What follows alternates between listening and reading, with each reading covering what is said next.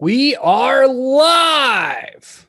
Welcome to another weekly installment of the Superpowers for Entrepreneurs weekly live stream. Thank you for joining me again today, whether you are live with me or if you are joining me at another time. Maybe you're catching the replay and this is a day late. Or, hey, maybe you're binging content right now. And this video was recorded months and months and months ago. Who knows? All right. Housekeeping stuff before we dive into our content for the day. Okay. So if you're brand new, welcome to the show. Every single week at 3 p.m. Eastern, 2 p.m. Central, 1 p.m. Mountain, 12 p.m. Pacific. I do a live class right here in this Facebook group. I use Zoom to Facebook. So what happens with Zoom to Facebook is I give some people that I think might get more out of this live stream the VIP Zoom link. They get to ask me questions first, and I can actually see them right on time. And if you're watching on Facebook feed, it's just a little bit delayed. So some of you guys that have seen pictures of my setup, you know that I use two screens. And so I look at my Facebook over here and Zoom over here. So again, welcome if you're new. And if you're not new and you're tuning in again, welcome back. We had a fun weekend. My wife and I actually got a gift card to Fogo de Chão. And if you guys don't know what Fogo de Chão is, it's like a Brazilian steakhouse. So when the meat comes around, it just never stops. And that was a lot of fun. Now, typically, I eat pretty well for the most part, pretty healthy. And it's not that this was unhealthy, but the amount of food consumed was insane. But we had a great time. We brought our twins with us, and they loved the meat coming around and everything. So I just thought it was a funny story, not like a lesson or anything like that, like a lot of my stories have. But our topic today is about increasing performance. And it's not the normal increasing performance kind of high level overview and how to do it and the tactics and all this. I'm actually going to give an opposing perspective to performance increases. So before I dive in, well, before I even do that, I'm going to take a little sip of my espresso. For those of you guys that don't know me, I love coffee. I love espresso. A lot of people get really into wine, like at a sommelier level, and they can tell the origin. They can tell all the different flavor profiles. I really like doing that with coffee. And contrary to popular belief, espresso shots are actually the lowest in caffeine in comparison to some of the lighter coffees. People think, oh, you drink straight espresso. What are you trying to do? And it's just not true. But I find that a lot of people don't know a lot about a lot of things, myself included. And until you learn, you just don't know. So anyway, without further ado, let's get back into our topic of the day, which is increasing performance. Let's give this a background, shall we? I am a coach. I have been a coach for a very, very, very long time.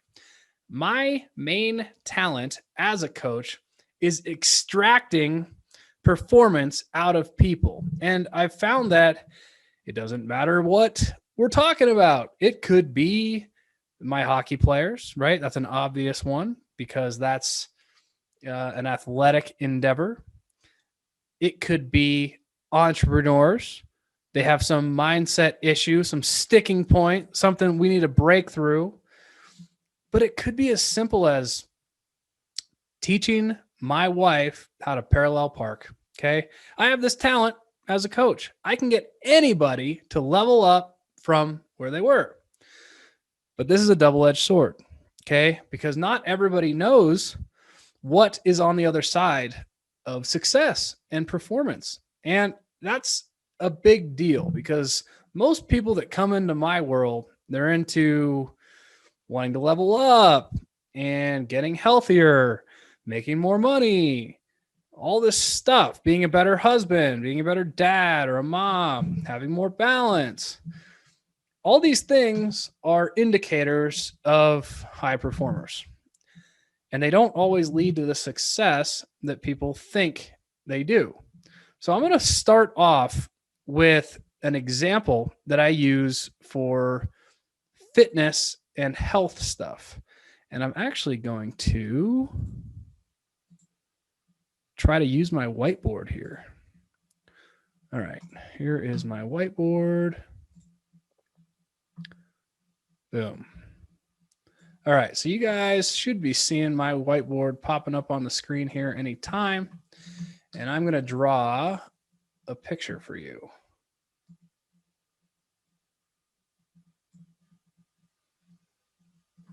Okay, so what we have here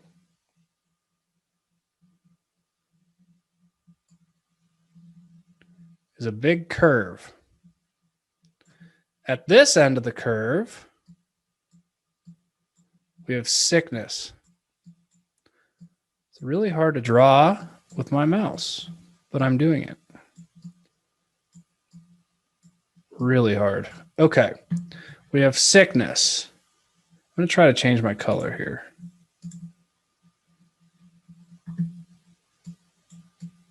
Here, we have fitness. Man, I wish I had a...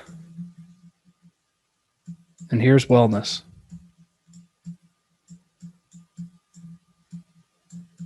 All right. So back to my first example. What am I trying to show you here? So this graph, this is the sickness, wellness, and fitness curve. Here is the peak of wellness. This is the ideal picture of health. But I want you to notice something here. I want you to notice that fitness is out here. So this y-axis here is the best amount of fitness that we could possibly have. This x-axis here is wellness. Okay, so a lot of people, when they come to me or when they used to come into the gym, they'd be here. Okay, they're obese, they never work out, their health markers, if they went to the doctor, are terrible, and they're pre-diabetic, and they have knee pain and all this stuff, right? Start working with me for a little bit, and then we get them moving this way, up to wellness. There's a point in the athlete or my client's journey where they want to push it past this point. And I remind them of this all the time. The fittest people on earth are also the sickest. It is an equal level of sickness. Okay, why? At this level, all we're doing is working out. Okay, we have injuries, we have other metabolic problems, we have hormonal issues. Okay, this is all a cost of peak fitness or maximal fitness. So for my high performers, right, my clients that want to run their businesses and do well at being a family person, all that, I recommend they try to stay here for the most part. And if they do want to push this, that they teeter back and forth on this end of the curve. Okay, done. Now I'm going to clear this whole thing. And I'm going to come back to just me. And if I gotta go to my whiteboard again, I will. Okay. So that's for the health curve, right? Now, peak performance in fitness is just as sick as being on the couch and having metabolic disease. So what does this teach us? It's an analogy for all this other stuff. The next one, I'm going to draw this comparison to business really fast, and then I'll bring it full circle here with athletics and some of the other stuff. Okay.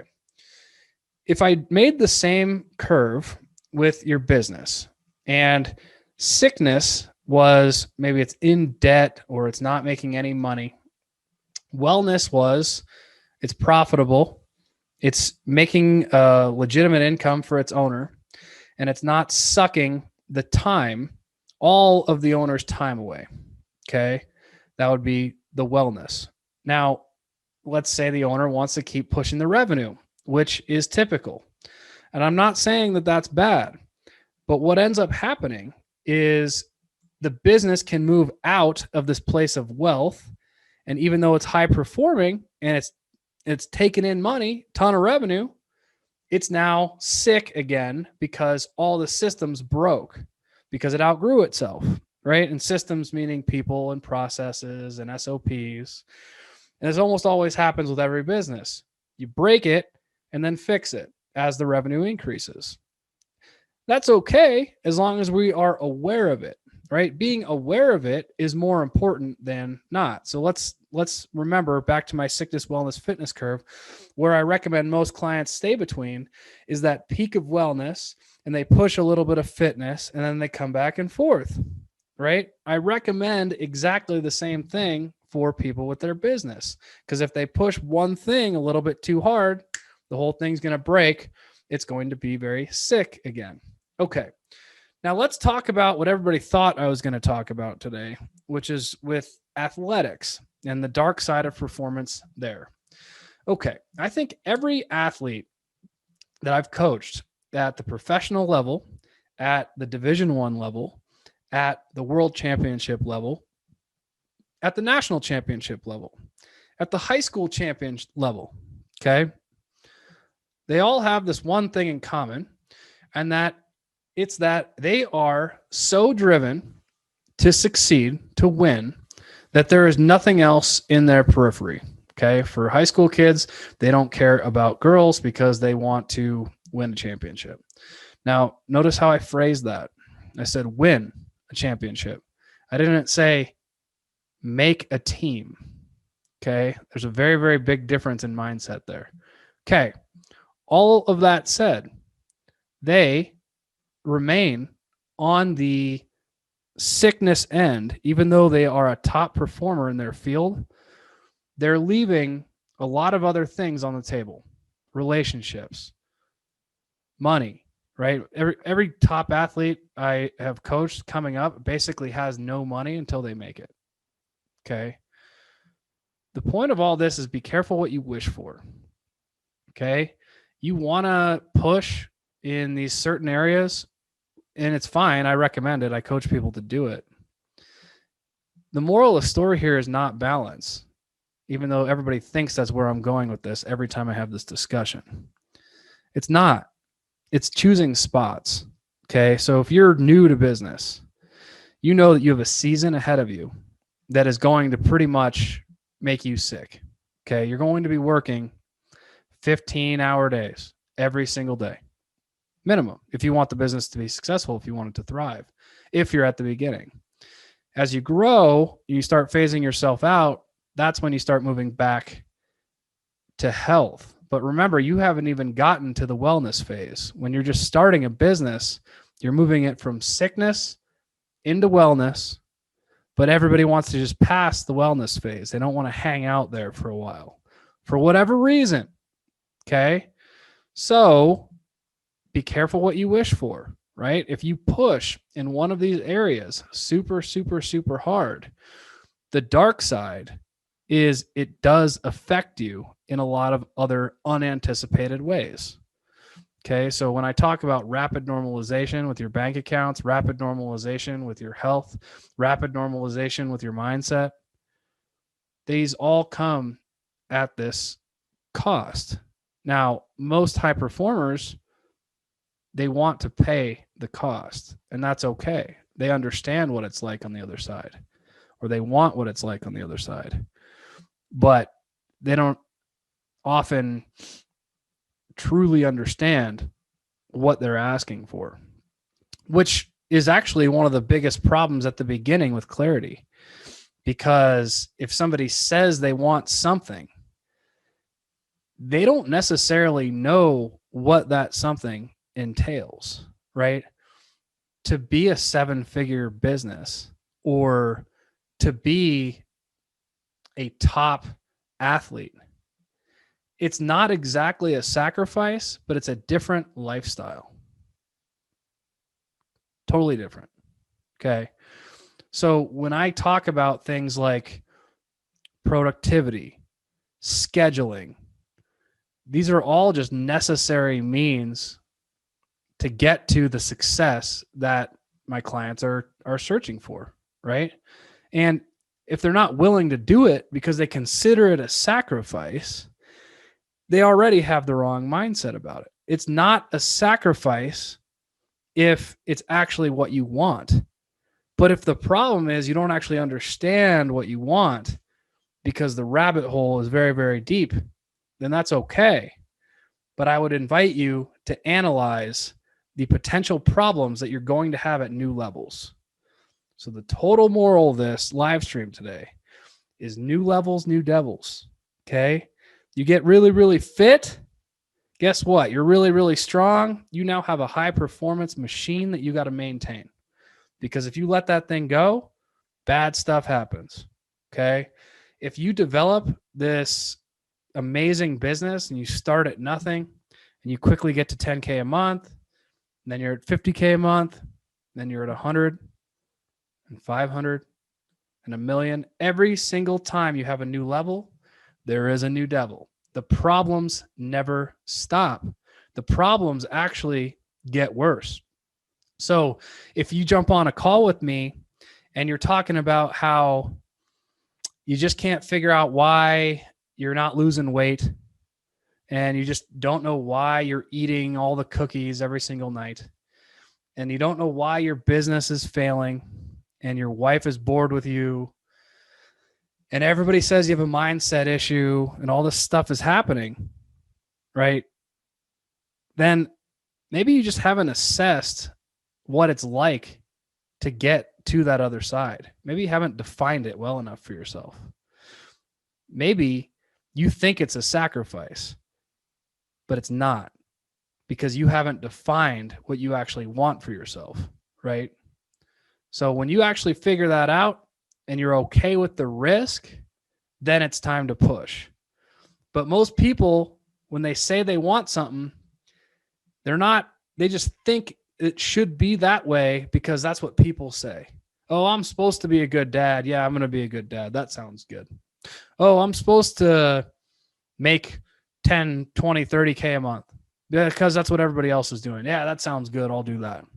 No, that doesn't work.